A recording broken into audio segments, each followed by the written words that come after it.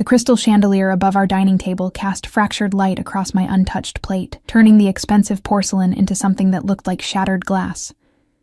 I traced my finger along the gold rim, remembering when Dante had presented me with this entire set, 12 place settings of bone china that cost more than my mother's annual salary. Back then, 6 months into our marriage, I'd been foolish enough to think such gifts meant something beyond possession. My phone buzzed against the mahogany surface. Another message from my doctor's office, the third one this week. I should call them back. I would call them back. Tomorrow, maybe, when my hand stopped shaking long enough to dial the number without Dante's security detail monitoring every keystroke, every breath, every thought that dared to exist outside his control. The grandfather clock in the hallway struck 8, its deep chime echoing through our penthouse like a death knell. Dante had promised to be home by 7, then 7:30. Now the food had gone cold, congealing on expensive plates that reflected my pale face back at me. A ghost, haunting her own life. I stood, my silk dress whispering against my thighs as I moved toward the floor-to-ceiling windows overlooking the city. 23 stories below, ordinary people lived ordinary lives, unaware that monsters wore Italian suits and spoke in soft voices that could order death between sips of aged whiskey. The glass felt cool against my forehead, a small relief from the fever that had been plaguing me for weeks. My reflection stared back, hollow-eyed and gaunt. When had I become this translucent thing? This shadow wife who arranged flowers and attended charity galas while her husband's empire drowned the city in blood and corruption? I barely recognized the woman I'd been 2 years ago, the struggling artist who'd waitressed at his exclusive restaurant, who'd been foolish enough to believe that a man like Dante Valentino could love anything beyond power. The penthouse felt like a mausoleum tonight, all marble surfaces and echoing silence. Even the usual rotation of security guards seemed absent, though I knew they were there, invisible sentinels monitoring my prison. Dante had grown more paranoid in recent months, doubling the surveillance, questioning my every movement. Last week, he'd fired 3 guards for allowing me to visit my mother unescorted. The memory of their terrified faces still haunted my dreams. My phone buzzed again. Not the doctor this time, but worse. My mother, asking if I'd remembered to take my medication. What medication? The question burned in my mind, unanswered, because the truth was I hadn't been to see her in 3 weeks. Dante had forbidden it after she'd made the mistake of asking why I looked so tired, so thin, so much like a woman slowly disappearing. I typed a quick response, something vague about being busy with Dante's business functions, then deleted it. Every text message, every phone call, everything ran through systems Dante's people monitored. Nothing in my life belonged to me anymore. Not even the words I chose to speak. The elevator chimed and my heart seized. He was home. But the footsteps that crossed the marble foyer were too light, too hesitant. Sophia, Dante's housekeeper, appeared in the dining room doorway, her weathered face etched with something that looked almost like pity. "Mrs. Valentino," she said softly, her accent thicker than usual. "Mr. Valentino called. He will be late. Business dinner at Armani's." Armani's. The restaurant where we'd met, where I'd served him wine with trembling hands while he'd watched me with those dark, fathomless eyes that promised both salvation and damnation. Where he'd left $1,000 tips and waited for me after my shift, his black SUV idling at the curb like a predator waiting to strike. "Did he say when he'd be home?" My voice sounded foreign, scraped raw. Sophia's gaze dropped. "No, signora." He said not to wait up. After she left, I stood in the center of that obscenely expensive dining room and felt something crack inside my chest, not my heart. That had broken months ago, ground into dust beneath the weight of Dante's obsessive love. This was something deeper, something that had been holding the fragments of myself together. I walked to Dante's study, my feet carrying me there on autopilot. The door was always locked, but I knew where he kept the key, hidden inside a hollowed-out book on the shelf, because even monsters believed in irony. My fingers shook as I retrieved it, as I slipped it into the lock and turned. The room smelled like him, sandalwood cologne, aged leather, and something metallic that I'd learned not to question. His desk stood like an altar to power, covered in files I wasn't supposed to see, phones I wasn't supposed to touch, secrets that could bury us both. I shouldn't have looked. Some part of me, the part that still remembered self-preservation, screamed to turn back. But I was so tired of not knowing, so exhausted by the weight of deliberate ignorance. My hands found a folder marked personal, and I opened it before courage could abandon me. Photographs spilled across the mahogany surface. Me, hundreds of images of me, taken from angles and distances that turned my stomach, walking to the store, having coffee with my mother, standing at this very window, unaware I was being watched. The earliest ones dated back 3 years, a full year before we'd met. He'd been stalking me, hunting me, choosing me long before I'd had any say in the matter. Beneath the photos, a document. Medical records. My medical records, from the clinic I'd visited last month when the exhaustion became too much to ignore. How had he gotten these? The words on the page blurred, then sharpened, then blurred again as my brain refused to process what my eyes were seeing. Advanced stage. Aggressive treatment required. Prognosis uncertain without immediate intervention. The papers slipped from my fingers, floating to the floor like dead leaves. I pressed my palm against the desk, trying to steady myself against the wave of vertigo that threatened to pull me under. This couldn't be right. I felt tired, yes, but not dying. Not leaving. Not yet. My phone rang, the sound piercing through the cotton, filling my head. Dante's name flashed across the screen, his contact photo showing him in one of those rare, unguarded moments when his face softened into something almost human. I answered, my voice barely a whisper. Dante? Bella. His voice wrapped around me even through the phone line, rich and dark as expensive wine. I need you to listen carefully. Marco is coming to get you. Pack a bag. Essentials only. We're leaving the city tonight. What? Why? Dante, Don't question me, Elena. The softness evaporated, replaced by the steel I'd learned to fear. There's been a development. You're not safe in the penthouse anymore. Marco will be there in 15 minutes. Be ready. I found the photos. The words escaped before I could stop them, before I could remember all the reasons why honesty with Dante was a luxury I couldn't afford, and the medical records. You've been watching me for years. You knew about my health before I did. Silence stretched between us, heavy with implications I didn't want to explore. In the background, I heard music, the gentle clink of silverware against china, a woman's laugh, light and carefree in a way I couldn't remember ever being. Who's with you? I asked, though I already knew. His secretary, Isabella, the woman with legs that went on forever, and loyalty that ran deep enough to die for. The woman who looked at Dante like he'd hung the stars, who'd never have medical records hidden in his desk because she'd never be careless enough to get sick. Elena? This isn't the time. Tell me the truth. My voice cracked. Just once, tell me the truth. Did you ever love me, or was I just another acquisition? Another piece of property to own and control? I heard him exhale, heard the scrape of his chair against hardwood. Pack your bag. Marco will explain everything. I'll be home within the hour. No. The word felt foreign on my tongue, dangerous and liberating in equal measure. I want to know now, Dante, before your guards arrive, before you can spin this into something palatable. Why me? Why stalk me for a year, marry me, cage me, if you were just going to— Another laugh in the background, closer this time. Isabella saying something I couldn't quite make out, her voice warm with wine and familiarity. I have to go, Dante said. And beneath the command, I heard something that might have been regret. Or perhaps that was wishful thinking. The dying gasps of a heart that refused to accept it had never been treasured. We'll discuss this when I get home. Stay in the penthouse. Don't open the door for anyone except Marco. Dante, please. The line went dead.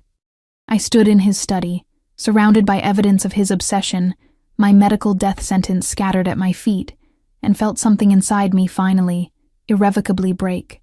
Not the slow fracture I'd been experiencing for months, but a clean snap, the kind that either killed you or set you free. My hands moved without conscious thought, gathering the photos, the medical records, stuffing them into my purse. Evidence, proof. Of what? I wasn't sure, but some instinct told me I'd need them. That whatever was coming, whatever development had sent Dante running, I'd need every weapon I could find. The elevator chimed again. Too soon for Marco. Dante had said 15 minutes, and barely 5 had passed. I moved to the study doorway, my heart hammering against my ribs like a caged bird. The penthouse had gone silent, that particular quality of quiet that preceded violence. No Sophia bustling in the kitchen. No guards making their rounds. Just silence, thick and suffocating. Footsteps in the hallway, but these weren't Marco's familiar heavy tread. These were lighter, quicker, moving with purpose toward Dante's study. I pressed myself against the wall, searching for a weapon, anything. My fingers closed around a letter opener on Dante's desk. Ridiculous, bringing a knife to a gunfight, but it was all I had. The footsteps stopped outside the door. "Mrs. Valentino?" A woman's voice, accented and unfamiliar. "We need to talk about your husband." I didn't lower the letter opener, though my grip had grown slick with perspiration. The woman who stood in the doorway looked nothing like the armed assassin my imagination had conjured. She wore a nurse's scrubs beneath a worn winter coat, her graying hair pulled back in a practical bun.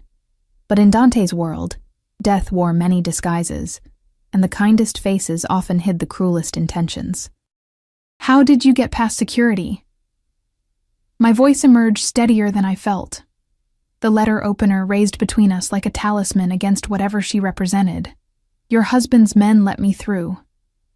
She raised her hands slowly, showing empty palms. "My name is Dr. Patricia Moreau. I'm the oncologist who's been trying to reach you for 3 weeks. The letter opener wavered. "That's impossible. My husband would never—" "Your husband has been intercepting your calls, Mrs. Valentino. Redirecting your appointments. When you missed your 3rd scheduled consultation, I decided hospital protocol could go to hell." She took a careful step forward, her eyes, warm brown and impossibly weary, fixed on mine. "You have stage 3 lymphoma. Without treatment, you have perhaps 6 months. With aggressive chemotherapy started immediately, your survival rate increases to 70%. The room tilted. I gripped the desk, my knuckles white against the dark wood. 6 months. The words echoed in my skull, bouncing against bone, refusing to settle into anything resembling comprehension. "You're lying." But even as I said it, I remembered the exhaustion, the night sweats, the weight loss Dante had attributed to stress, the way he'd been watching me lately, his obsession taking on a frantic quality, as though he were trying to memorize my face before it disappeared. He wouldn't keep something like this from me. He's possessive, controlling, but he wouldn't he? Dr. Moreau moved closer, her expression shifting from professional concern to something rawer. "Mrs. Valentino, I've treated 3 other women connected to your husband's organization. 2 of them are dead, not from their illnesses, but because powerful men decided medical treatment was inconvenient to their business operations. The 3rd disappeared before her first chemotherapy session. We found her body in the river 6 weeks later." Nausea rolled through me. I pressed my free hand against my stomach, feeling the sharp jut of ribs that hadn't been visible 3 months ago. How had I not seen it? How had I explained away my own deterioration? Because I'd wanted to believe Dante's lies. Because acknowledging the truth meant acknowledging everything else, the monster I'd married, the prison I'd walked into willingly, the life I'd surrendered for the illusion of love. "Why are you telling me this?" I asked. "If my husband is as dangerous as you claim, why risk coming here?" Something flickered across her face. Grief, perhaps, or old rage finally finding its target, because the 3rd woman was my daughter, because she believed her husband when he said he'd take care of everything, that doctors were unnecessary, that his love was enough to cure her, because I watched her waste away in a gilded cage while I begged her to run. Her voice cracked. "I won't stand by and watch another woman make the same mistake." The elevator chimed. This time, the footsteps were unmistakable. Marco's heavy boots, accompanied by at least 2 others, Dante's inner circle, arriving to collect his wayward wife. Dr. Moreau pulled a card from her pocket, pressing it into my palm. "There's a car waiting in the service entrance. My colleague, Dr. Ramos. He'll take you to a facility outside the city, somewhere your husband's reach doesn't extend. We can start treatment tonight. I can't just leave." The words sounded absurd even to my own ears. Defending captivity, arguing for my own imprisonment. "Dante will find me. He always finds me. Then you'll die here." She said it without inflection, a simple statement of fact. slowly, painfully, while he watches and pretends he's protecting you. Is that really what you want, Mrs. Valentino? To let him own even your death? Marco's voice carried from the foyer, speaking rapid Italian into his phone. They'd be in the study within seconds, and whatever slim window of possibility Dr. Moreau represented would close forever. I looked down at the card in my hand. An address in Connecticut, hours away from Dante's territory. A phone number written in neat, precise script. A chance, however slim, to reclaim something that had stopped belonging to me the moment I'd accepted Dante's ring. Go, I whispered, before they see you. If Dante discovers you came here. He already knows. She smiled, sad and knowing. I called his office this afternoon, told his secretary exactly what I intended to do. Your husband declined to stop me. Make of that what you will. She left through the study's side door, the one that led to the servants' corridor, disappearing into the architectural maze of the penthouse like a ghost. I slipped her card into my bra, the only place Dante's cameras didn't reach, and dropped the letter opener back onto his desk. Marco filled the doorway moments later, his bulk blocking out the light. He'd been with Dante since before our marriage, a mountain of scar tissue and unquestioning loyalty who'd once broken a man's jaw for looking at me too long, but his eyes, small and dark beneath heavy brows, held something almost like apology. Mrs. Valentino, he said, his English heavily accented. Mr. Valentino says we leave now. You have bag packed? No. I straightened, channeling every ounce of the strength I didn't feel. I need to speak with my husband first. Tell him to come home. Marco's expression didn't change, but I saw his hand move to his phone. He spoke quietly in Italian, too rapid for my limited understanding, then returned his attention to me. Boss says no time. We go now. He meets us there. Where? Safe house, upstate. There is... situation. Not safe here anymore. What kind of situation? But I already knew. The medical records, the photos, Dr. Moreau's sudden access to the penthouse. Pieces of a puzzle I couldn't quite see clearly, but whose edges suggested something catastrophic. Marco's phone rang. He answered, listened, then held it out to me. Boss wants to talk. I took the phone with shaking hands, pressing it against my ear. Background noise had shifted. No more restaurant sounds, just the rumble of an engine, the distinctive echo of a luxury vehicle's interior. He was already on his way. Elena? Dante's voice wrapped around my name like possession itself. Marco says you're being difficult. A doctor came to see me tonight. She told me about my diagnosis, about the other women connected to your organization who mysteriously died or disappeared during treatment. I kept my voice level, though my pulse thundered. She also told me you've been intercepting my calls. Silence, heavy with calculation. Then, the doctor is a grief-stricken woman who blames everyone except her junkie daughter for her own poor choices. Whatever she told you, were you ever going to tell me? The question burned its way up my throat. Or were you just going to watch me die, like you watched her daughter die? I was protecting you. His voice shifted, taking on that dangerous softness that preceded violence. Do you have any idea what happens to women in your condition once my enemies discover the weakness? They'd use your illness against me, against us. Better you didn't know, didn't have to carry that fear. That wasn't your decision to make. Everything about you is my decision. The words hit like a slap. Your health, your safety, your life, all of it belongs to me. I've killed for you, Elena, burned down entire operations, ended bloodlines. Don't lecture me about what I owe you. Something in his tone sent ice down my spine. What do you mean you've killed for me? Another pause. In the background, I heard him speak to someone, his driver probably, redirecting their route. When he returned, his voice had shifted again, taking on an almost confessional quality. Your father, the man you thought abandoned you when you were 8. He didn't leave, Bella. He tried to take you away from your mother, away from the city, away from me. The world telescoped down to a single point of horror. What are you saying?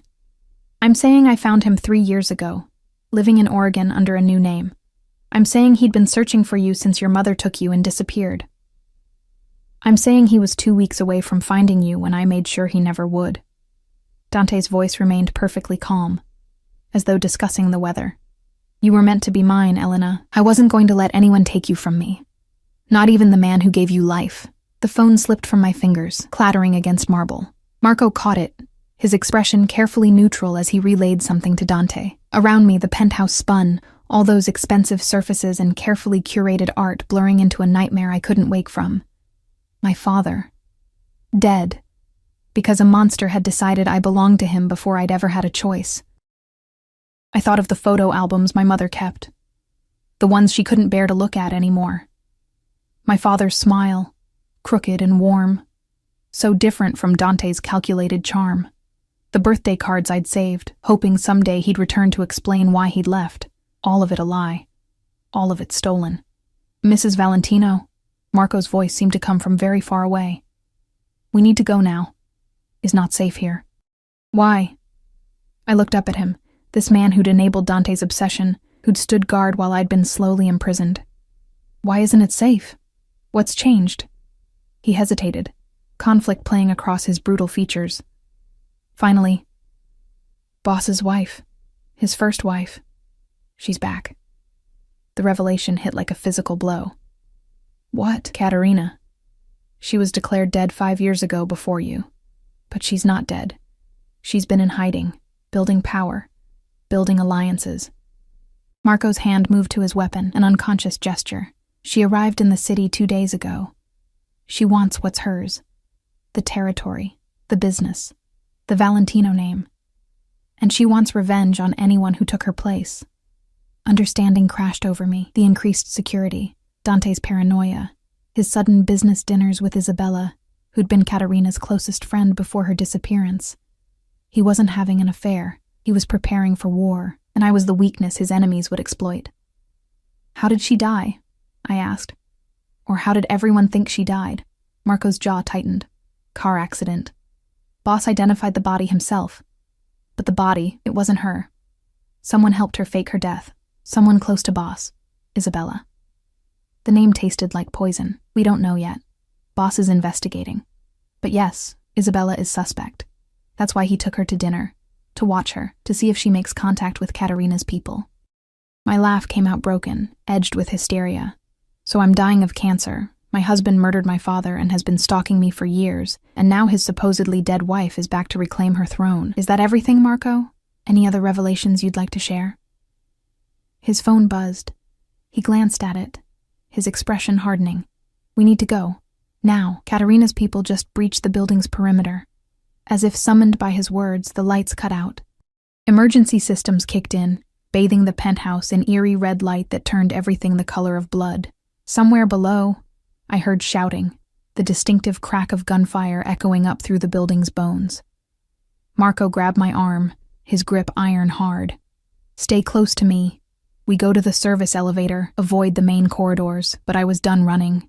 Done being shepherded from one cage to another. I yanked free, stumbling backward. Dr. Moreau's card pressed against my skin. A small square of possibility in a world that had narrowed to impossible choices. Let me go, I said. Tell Dante I died in the attack. Tell him whatever you want. But I'm not going to your safe house, and I'm not staying here to become collateral in his war. Marco's expression softened almost imperceptibly. Mrs. Valentino, please. Boss will kill me if anything happens to you, and then he will burn down the city finding you. Then you'd better make sure he believes I'm already dead. The gunfire grew closer, a staccato rhythm that punctuated each thundering heartbeat. Marco's hand hovered near his weapon, his body angled between me and the doorway in an instinctive protective stance that would have been touching if it weren't so suffocating. You don't understand what you're asking, he said, his voice low and urgent. Boss's love for you. It's not normal love.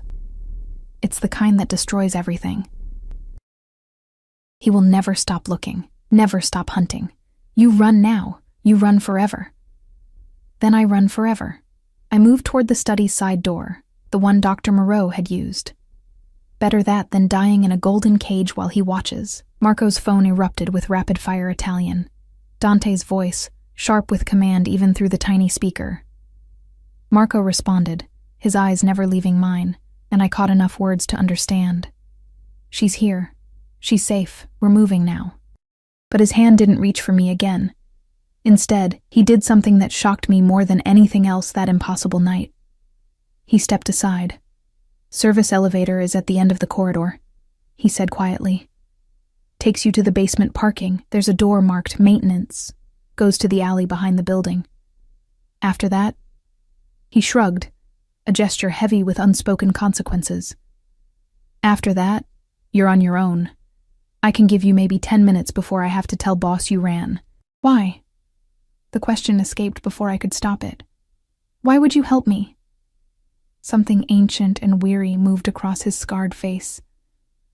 "Because I had a sister once, and I watched her die slowly in a house that looked like a palace. Married to a man who said he loved her. She begged me to help her leave. I didn't." His jaw worked. "She died anyway. Sometimes I think she's lucky. At least her suffering ended. But Boss would keep you alive forever if he could. Even if living was torture." More gunfire, close enough now that I felt it in my chest. Shouts in Russian. Katerina's people then. Not Dante's usual Italian soldiers. The war had come home. I pulled off my wedding ring, that obscene diamond that had weighed on my finger like a shackle. Marco stared at it as I pressed it into his palm. "Tell him I left this. Tell him I said, 'What did you say to a monster who'd murdered your father and called it love?' Tell him I hope he finds whatever he's looking for. But it was never going to be me." Marco closed his fist around the ring, nodding once. Then he turned and strode toward the main corridor, his weapon drawn, his massive frame blocking the doorway as I slipped into the servants' passage. The narrow hallway was lit only by emergency strips along the floor, casting everything in ghastly green. My heels clicked against tile. Too loud, too obvious. I kicked them off, leaving behind another piece of the woman Dante had created, the polished wife in designer clothes. The carefully constructed image of devotion. The service elevator waited at the corridor's end, its doors already open as though expecting me. I jabbed the basement button, my breath coming in sharp gasps as the car descended. 23 floors down, each one taking me farther from the life I'd known, closer to something I couldn't yet name. The elevator jerked to a stop at the 15th floor. My heart seized as the doors slid open, but the hallway beyond was empty, silent, except for the building's groaning infrastructure. Then I saw it, a smear of blood on the wall, still wet, leading away from the elevator bank. The doors began to close. I stabbed the button frantically, willing them to move faster, but not before I glimpsed what lay just beyond the elevator's range. Bodies, 3 of them, wearing the black suits of Dante's security team. Katerina's people had already infiltrated the building, working their way up from below. I was running straight into their path. The basement parking garage sprawled before me like a concrete mausoleum, fluorescent lights flickering overhead. Luxury vehicles lined the space, Dante's collection, each worth more than most people earned in a lifetime. The black SUV he'd picked me up in 2 years ago sat closest to the service entrance, its windows tinted dark enough to hide sins. I found the maintenance door Marco had mentioned, unmarked except for a small placard in Italian. My hands shook as I pushed it open, emerging into an alley that reeked of garbage and something sharper. Cordite, I realized, gunpowder. The battle had reached street level. Dr. Moreau's card burned against my skin. I pulled it out, squinting at the address in the dim light from a distant street lamp. Connecticut. I had no car, no money except what was in my purse, maybe $300 in emergency cash Dante allowed me to carry. No phone, because I'd left it in his study, probably already being traced by his people. A car idled at the alley's mouth, a nondescript sedan that could have belonged to anyone. The driver's window rolled down, revealing a middle-aged Hispanic man with kind eyes and a medical alert badge hanging from his rearview mirror. "Mrs. Valentino," he called softly. "Dr. Moreau sent me. I'm Dr. Ramos." I should have been more cautious, should have questioned how he knew I'd come this way, how he'd known to wait. But exhaustion and terror made fools of us all, and I was so tired of being careful, of second-guessing every instinct. I climbed into the passenger seat, sinking into fabric that smelled like coffee and old leather. Dr. Ramos pulled away slowly, his movements deliberate and calm, as though we were simply leaving a dinner party rather than fleeing a war zone. "There's a blanket in the back," he said. "Lie down on the floor until we're clear of the city. Your husband's people will be looking for you within the hour." "They're already looking." But I did as he suggested, curling onto the floor beneath a scratchy wool blanket that smelled faintly of antiseptic. Through the window above me, I watched the city lights blur past, each one a small goodbye to the life I'd known. We drove in silence for what felt like hours, but was probably only 40 minutes. Finally, Dr. Ramos spoke. "You can sit up now. We've crossed into Connecticut." I emerged from beneath the blanket, my body aching from the cramped position. The highway stretched before us, mostly empty at this late hour. Behind us, the city glowed like a dying ember against the night sky. "Dr. Moreau told me about your daughter," I said quietly. "I'm sorry." His hands tightened on the wheel. "Maria was 26 when she died. Bright, beautiful, full of life. She married into your husband's world thinking love would protect her." He glanced at me, his expression unreadable. It never does. Love in that world is just another word for ownership. Or, "Why are you doing this? You don't know me. If Dante finds out you helped me, then I'll die." He said it simply, without drama. "But I'm 63 years old, Mrs. Valentino. I've watched too many young women waste away because powerful men decided their lives were less important than business. If I die stopping one more death, that's a trade I'll make gladly." The facility appeared an hour later, set back from the road and surrounded by tall pines. It looked nothing like a hospital, more like a private estate, all warm lights and welcoming architecture. A sign at the entrance read, "Whitmore Recovery Center," discreet enough to mean anything or nothing. Dr. Moreau met us at the entrance, her face drawn with exhaustion. "You came," she said, and something in her voice suggested she hadn't really believed I would. "Come inside. We'll start your evaluation tonight, begin treatment in the morning." But I couldn't move.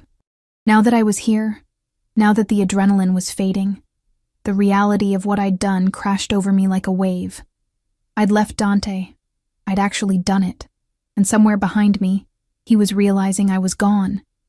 And the monster I'd married was waking to the only thing that had ever truly terrified him. Loss of control. "He'll find me," I whispered. "You don't understand. He has resources, connections. He'll burn this place to the ground." "Let him try." Dr. Moreau's voice hardened. "This facility has been protecting women from dangerous men for 30 years. We have our own security, our own protocols, and more importantly, we have the law on our side. Your husband may be powerful, Mrs. Valentino, but even he can't operate openly against a registered medical facility." She was wrong, of course. Dante didn't need to operate openly. He could destroy this place 100 different ways, none of them traceable back to him. But I was so tired, so sick, and the alternative, returning to that gilded cage, seemed worse than whatever punishment Dante would devise. Inside, the facility resembled a high-end hotel more than a medical center. Soft carpets muffled our footsteps as Dr. Moreau led me through corridors decorated with soothing artwork. Other residents passed us, women in comfortable clothes, some bald from chemotherapy, others looking relatively healthy. They nodded at Dr. Moreau with a familiarity that spoke of trust, of time spent building something more than a patient-doctor relationship.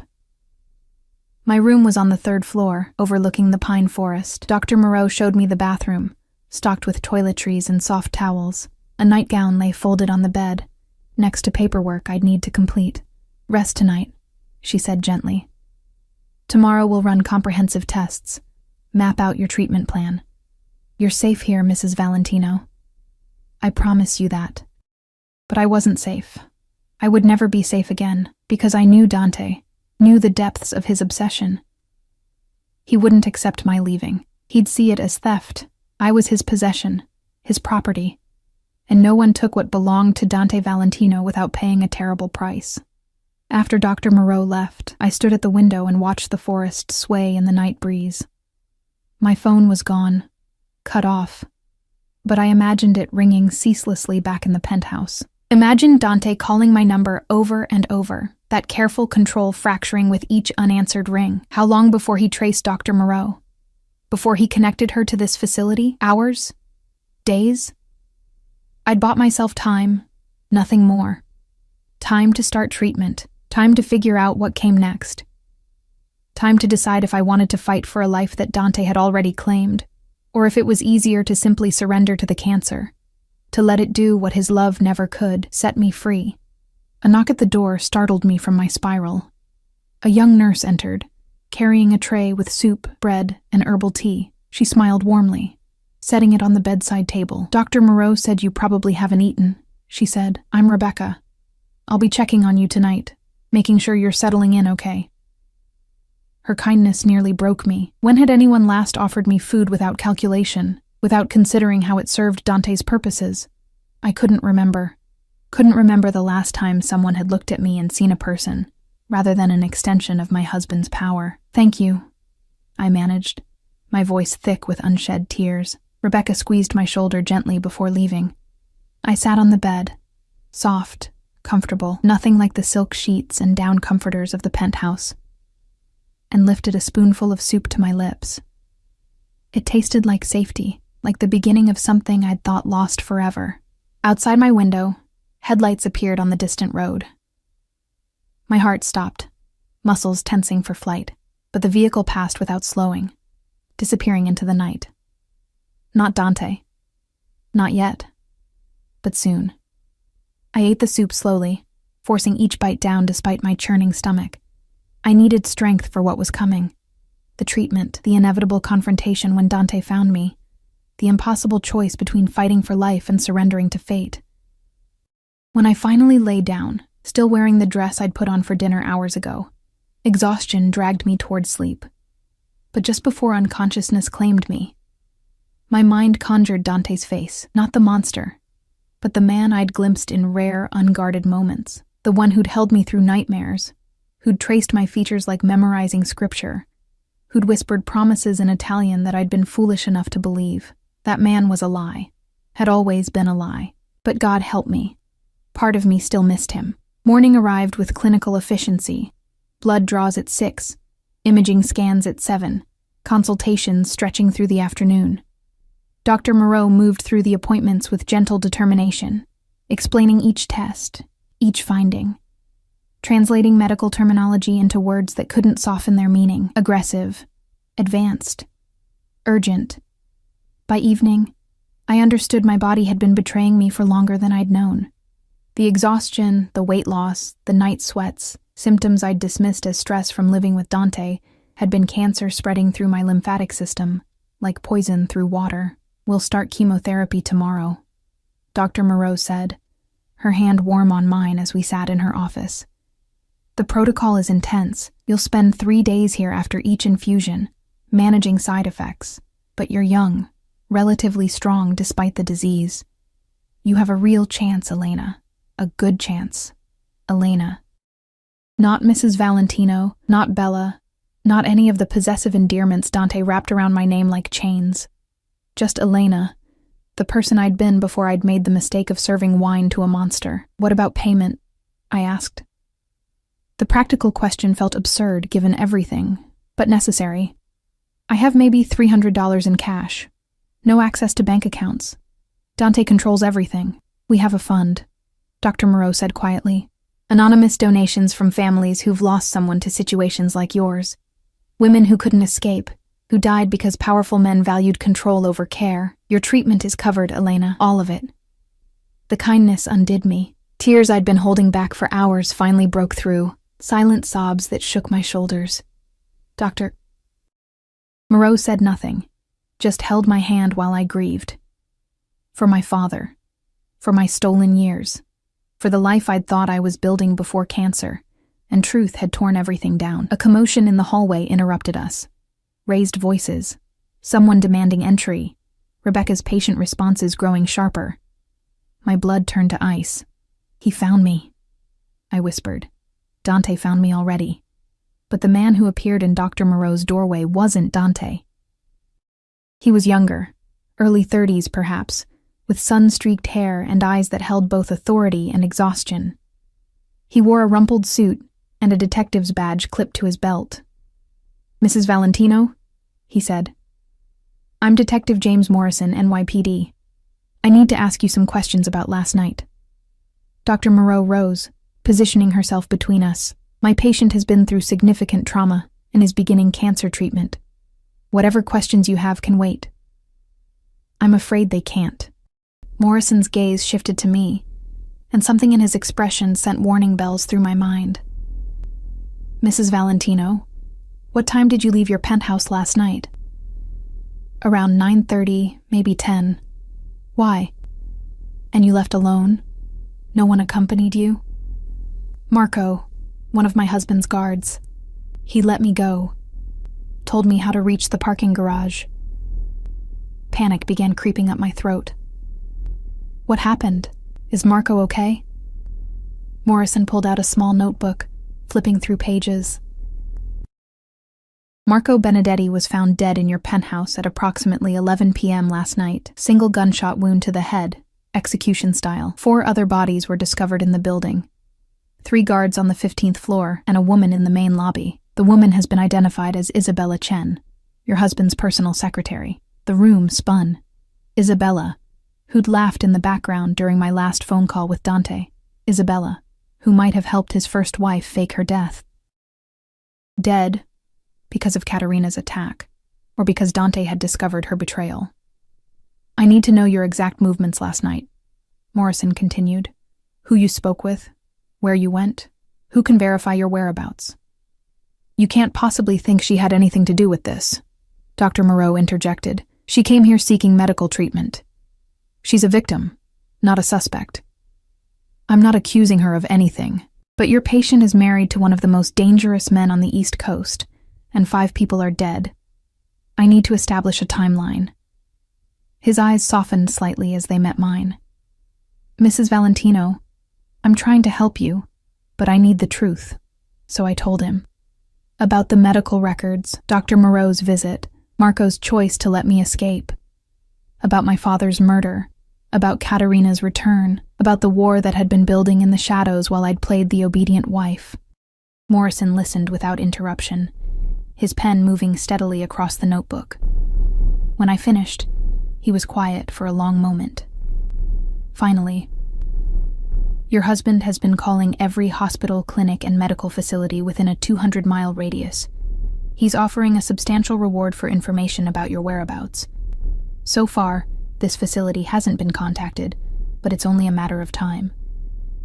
"Then we need to move her," Dr. Moreau said immediately. "We have sister facilities, places farther from the city. Moving her makes her more vulnerable," Morrison interrupted.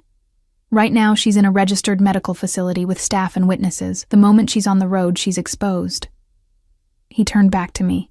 "Mrs. Valentino, I need you to consider making a formal statement about your father, about the abuse, about everything you witnessed during your marriage. With your testimony, we might finally have enough to bring charges against Dante Valentino." "You'll never make them stick," I said bitterly. "He's too careful, too connected, and without me alive to testify, any statement I make is worthless. Which is exactly why we need to ensure you stay alive." Morrison leaned forward, his intensity palpable. "I've been investigating your husband for 3 years, Mrs. Valentino. I know about the trafficking, the money laundering, the bodies that wash up in the river, but I've never been able to touch him because everyone who might talk ends up dead or disappeared. You're my first real chance at taking him down."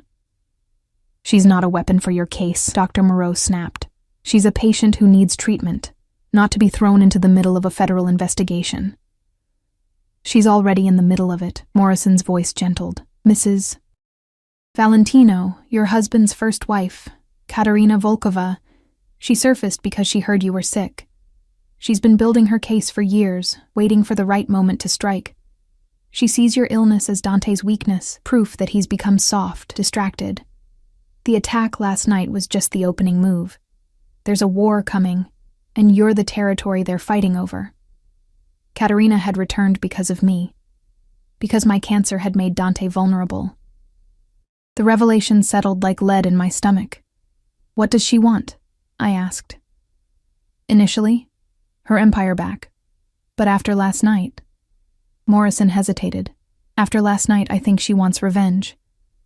Isabella was her closest friend, the only person she trusted completely. If Dante killed Isabella, he did, I interrupted, not during the attack. He would have done it after, when he discovered she'd been helping Katerina. That's how he operates. He doesn't forgive betrayal, even from people he loves. Morrison nodded slowly. Then Katerina won't stop until Dante is dead. And anyone connected to him becomes a target. Including me. Especially you. You're the wife who replaced her, the woman Dante became obsessed with. In Katerina's mind, you're the reason for her exile, her suffering. She'll want to destroy everything Dante values. And right now, that's you. I laughed. The sound harsh and broken. He doesn't value me. He owns me. There's a difference. Not to him, there isn't. Morrison closed his notebook. Look, I can't force you to cooperate, but I can offer you protection, witness protection, if you agree to testify. A new identity, a new life, far from here. It's not perfect, but it's better than waiting for either Dante or Katerina to find you. I need to think about it, I said. I need to start treatment. Need to figure out if I'm even going to survive long enough for any of this to matter. Morrison pulled out a card, similar to Dr. Moreau's, another lifeline from another stranger. My personal cell. Call me anytime, day or night. And Mrs. Valentino? Don't wait too long to decide. The walls are closing in faster than you think. After he left, Dr. Moreau and I sat in heavy silence. Outside the window, the sun was setting, painting the pine forest in shades of amber and gold, beautiful, peaceful, completely at odds with the chaos swirling around us. I'm sorry, I finally said. I've brought danger to your facility, to your patients. Stop. Dr. Moreau's voice was firm. You didn't create this situation, Elena. You're a victim of it. And this facility exists precisely for women in impossible situations. We don't turn away patients because their circumstances are complicated. But if Dante comes here, then we'll deal with it. She squeezed my hand. Tomorrow we start your treatment. Today, you rest. That's all you need to focus on right now. One day at a time. But I couldn't rest. That night, lying in my narrow bed while moonlight streamed through the window, I thought about Dante, about whether he was grieving Marco's death, or simply calculating how to replace him, about whether he'd loved Isabella in his twisted way, or if her execution had been merely business, about whether he was, in this moment, thinking of me with the same obsessive focus I couldn't seem to escape. My body ached in ways that had nothing to do with cancer. I missed him, and I hated myself for it. Missed the way he'd hold me at night. His body curved around mine like a shield, missed the intensity of his attention. The way he'd look at me like I was the only thing in the world worth seeing. Missed the man I'd convinced myself he could be. If only I loved him enough, submitted enough, disappeared enough into the role of perfect wife. But that man had never existed. Had been a fantasy I'd constructed to survive living with a monster. A soft knock interrupted my spiral. Rebecca entered, carrying a small paper cup. Sleeping pill, she explained. Dr. Moreau thought you might need help tonight. I took it gratefully, swallowing the tablet with water from the bedside pitcher. Rebecca dimmed the lights, checked my vitals, then paused at the door. My sister was in your situation once, she said quietly. Different details, same cage. She got out, started over. It's been 5 years, and she's happy now. Really happy. I'm telling you this because I want you to know it's possible. Healing is possible. After she left, I let the medication pull me under, surrendering to dreamless sleep. But sometime near dawn, I jerked awake, my heart racing. The room was dark except for the red glow of the emergency exit sign above the door, and in that dim light, I could have sworn I saw a shadow move. Tall, broad-shouldered, exactly the shape of the man I'd fled. I sat up, pulse thundering. But the room was empty.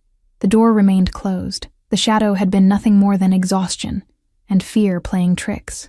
Still, I couldn't shake the feeling that Dante was closer than anyone realized, that he was circling, patient as a predator, waiting for the perfect moment to reclaim what he believed belonged to him. And God help me, I didn't know if I had the strength to run again when he finally came. The chemotherapy began on my third morning at Whitmore. Dr. Moreau explained the process with gentle efficiency, the cocktail of drugs that would kill rapidly dividing cells, cancer, and healthy tissue alike. My hair would fall out within weeks. I'd be nauseated, exhausted, vulnerable to infection. But I'd be alive. I'd have a chance. The infusion room overlooked the forest, sunlight streaming through windows that made the space feel less like a medical facility and more like a sanctuary. Other patients sat in recliners, IV poles beside them like faithful companions, reading or sleeping, or simply staring at the trees beyond the glass. Rebecca inserted the IV with practiced ease, her smile encouraging. "The first few hours aren't usually too bad," she said. "It's later, when the drugs really hit your system, that things get rough. But we'll be monitoring you constantly. You won't be alone."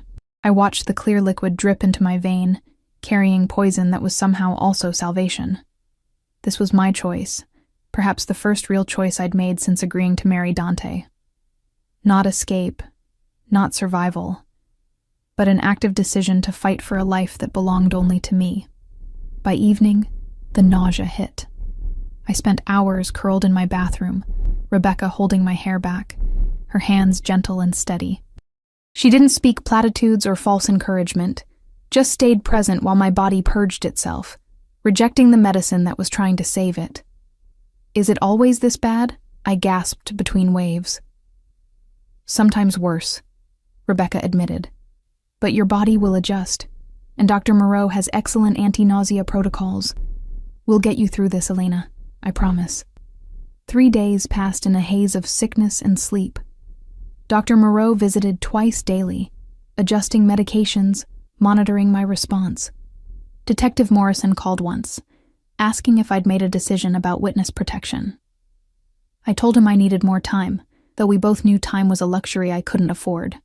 On the 4th day, I woke feeling almost human. The nausea had receded to a manageable discomfort, and I could keep down solid food. Rebecca helped me shower, warning me to be gentle with my hair. "It would start falling out soon," she said, "but not quite yet." I was sitting by the window, wrapped in a blanket against the chill I couldn't seem to shake, when Dr. Moreau entered with an expression I couldn't read. "We need to talk," she said, closing the door behind her. "Dante knows you're here." My blood turned to ice. "How?" "He didn't call directly. Instead, a lawyer contacted us this morning, claiming you're mentally incompetent to make medical decisions. He's filed for emergency guardianship, arguing that your marriage gives him legal authority over your treatment. He's also threatening to sue the facility for harboring you against his wishes." "That's insane. I left willingly. I'm an adult who can make her own choices." "Unfortunately, spousal rights in medical situations are complicated, and your husband has very expensive lawyers who know exactly how to manipulate the system." Dr. Moreau sat across from me, her face drawn. "We can fight this, but it will take time.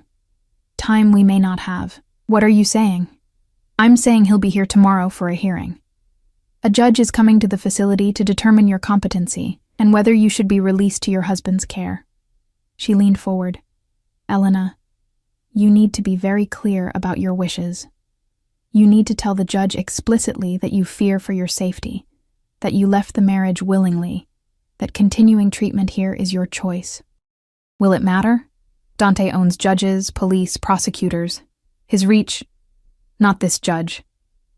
Dr. Moreau's smile was grim. "Judge Patricia Chen is Isabella's aunt, and she knows exactly what kind of man Dante Valentino is. Hope flickered, dangerous and fragile. She'll rule in my favor. She'll rule based on the law and the evidence. But yes, I believe she'll see through your husband's manipulations. The question is whether that will be enough to stop him." That night, I lay awake imagining the confrontation to come. Dante in this place of healing, contaminating it with his presence. Would he be cold, controlled, playing the concerned husband for the judge's benefit? Or would the mask slip, revealing the obsessive monster beneath? Morning arrived too quickly. Rebecca helped me dress in clothes Dr. Moreau had provided, simple slacks and a sweater that hung loose on my diminished frame. I looked like exactly what I was, a sick woman trying to survive. The hearing took place in Dr. Moreau's office. hastily converted into an informal courtroom. Judge Chen arrived first, a severe woman in her 60s, whose eyes held the same grief I'd seen in Dr. Moreau's. She'd lost her niece to Dante's world. She wouldn't forget that easily. Then he arrived. Dante filled the doorway like a storm front, all controlled power in an immaculate charcoal suit. But it was his face that broke me.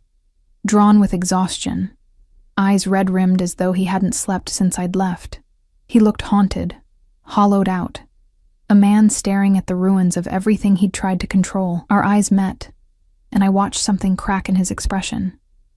Not the mask, that remained firmly in place, but something deeper, something that might have been anguish, if monsters could feel such things. Elena. My name on his lips was prayer and possession in equal measure. He took a step forward, but Judge Chen's sharp voice stopped him. Mr. Valentino, please take your seat. We're here for a competency hearing, not a reunion. Dante's lawyer, a sleek woman with calculating eyes, laid out their case with clinical precision. I was mentally unstable, traumatized by the attack on our home, unable to make rational decisions about my health. My leaving had been an act of panic, not genuine choice. As my husband, Dante had both the right and responsibility to ensure I received proper care. When it was my turn to speak, I met Dante's gaze directly. Let him see what his love had cost me. I left because my husband murdered my father, I said, my voice steady despite the trembling in my hands. Because he stalked me for a year before we met, orchestrated our entire relationship. Because he kept my cancer diagnosis from me, intercepted my calls, controlled every aspect of my life. I don't need his permission to seek treatment. I need protection from him. Dante's jaw tightened, but his lawyer interjected smoothly. My client denies these allegations completely. Mrs. Valentino has been under tremendous stress. Your client identified a body as his first wife 5 years ago. Judge Chen interrupted coldly. That same woman is now alive and waging war in Manhattan. Your client's secretary was found executed in his building, and you expect this court to believe Mrs. Valentino is the one who's confused? The lawyer faltered. Dante leaned forward, his voice dropping into that dangerous softness that preceded violence. May I speak, Your Honor? Judge Chen nodded curtly. Dante's eyes found mine, and I saw past the monster for a moment. Saw the man who'd held me through nightmares, who'd traced my face like scripture, who'd loved me in the only broken way he knew how. I failed you, he said simply. I thought controlling everything meant protecting you. I thought if I could just eliminate every threat, every uncertainty, you'd be safe. Happy. Mine. His voice cracked almost imperceptibly. I was wrong. About everything. About how to love you, how to keep you, how to let you be anything other than an extension of my obsession. Mr. Valentino, his lawyer began, but he waved her off. I killed your father, he continued, speaking only to me now. I told myself it was necessary, that he'd take you away before I had my chance. But the truth is, I couldn't bear the thought of you belonging to anyone else, even the man who'd given you life. I'm not asking you to forgive that.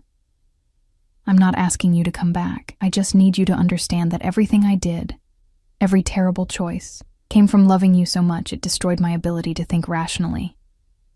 Tears burned my eyes, but I refused to let them fall. That's not love, Dante. That's possession.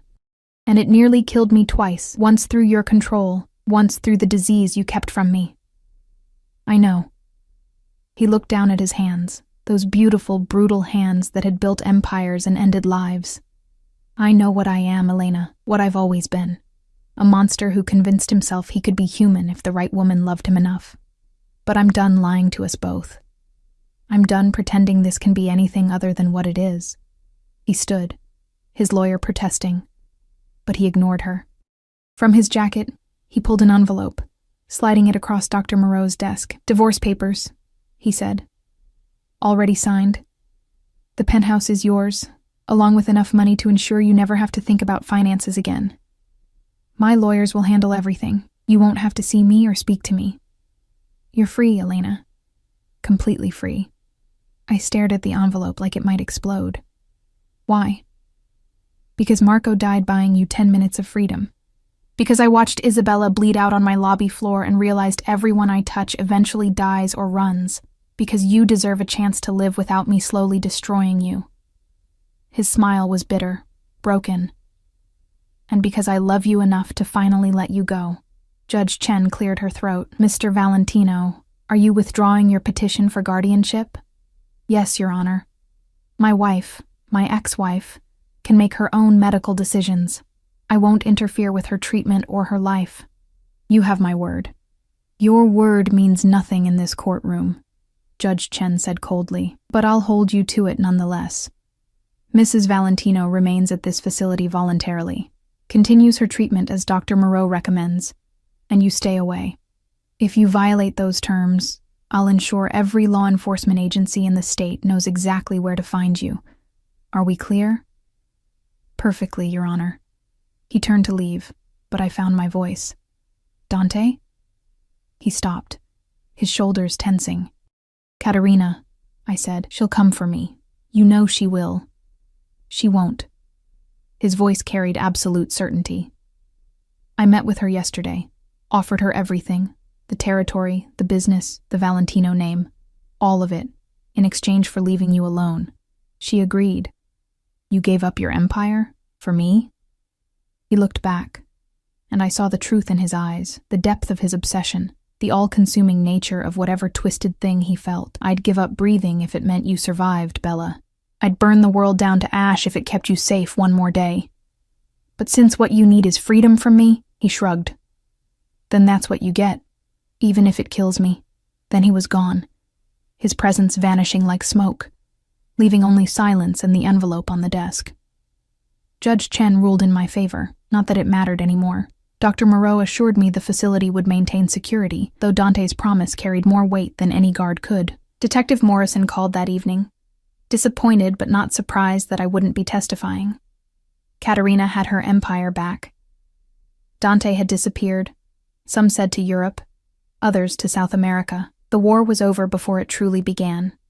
The divorce was finalized 3 weeks later, while I was in the middle of my second chemotherapy cycle. The settlement was obscene, enough money that I'd never have to work again. Property, investments, all transferred into accounts bearing only my name. Freedom purchased with blood money, but freedom nonetheless. My hair fell out in the 4th week, coming away in handfuls that Rebecca helped me shave completely. I looked in the mirror and barely recognized myself. Bald, gaunt, marked by illness and survival in equal measure. But my eyes were my own again. That had to count for something. 6 months later, the scans came back clear. Dr. Moreau wept when she told me, her professional composure finally breaking. The cancer was in remission. I'd survived, both the disease and the monster. I moved into a small house in Vermont, far from the city and its ghosts, started painting again, something I hadn't done since before Dante. The canvases were dark at first, all shadows and cages and chains, but slowly, color crept back in. Light found its way into the corners. I never heard from Dante again. Some nights I'd wake thinking I felt his presence, that obsessive attention that had once defined my existence. But he kept his word, stayed away even as his absence became its own kind of haunting. I learned to live with both, the ghost of who I'd been and the woman I was slowly becoming. Rebecca visited sometimes, bringing news from Whitmore, new patients arriving, finding sanctuary, starting over. Dr. Moreau had established a foundation in her daughter's name, expanding the network of facilities helping women escape impossible situations. On the 1st anniversary of my leaving, a package arrived. No return address, but I knew immediately who'd sent it. Inside was a single painting, one I'd created years ago and sold at a gallery show, long before I'd met Dante, a self-portrait, me laughing in sunlight, free and whole and unburdened. The note read simply, "This is how I'll always remember you. D." I hung it in my studio, a reminder of what I'd been and what I'd survived, proof that even monsters could learn to let go, if they loved someone enough. Even if that love was twisted and obsessive and wrong in every possible way. I was 31 years old. I'd survived cancer, survived a monster's love, survived everything that should have destroyed me. The future stretched ahead, uncertain and terrifying, and completely my own. And and for the first time in 3 years, I could breathe without fear strangling every breath. The sun set beyond my window, painting the Vermont hills in shades of gold and amber. I picked up my brush and returned to the canvas I'd been working on. Not darkness this time, but light. Always moving toward light, even when shadows threatened to pull me back. I was alive. I was free. And that was enough.